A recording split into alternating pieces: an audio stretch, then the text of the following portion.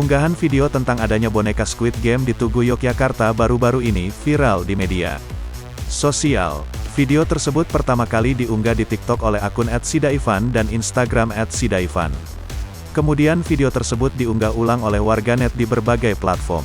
Hingga Kamis, tanggal 7 Oktober tahun 2021, unggahan tersebut telah disukai lebih dari 3.000 kali, sementara itu di akun Instagram @sidaivan video itu disukai lebih dari 14.100 kali.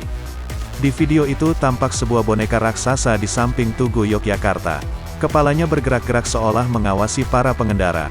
Ketika lampu berubah dari merah ke hijau, boneka itu mengeluarkan suara, saatnya lampu hijau, dan kepalanya menoleh ke belakang, sehingga pengendara bisa lewat. Selain itu banyak juga yang mengomentari jika ada boneka tersebut di Tugu Yogyakarta maka pengendara akan semakin tertib berkendara.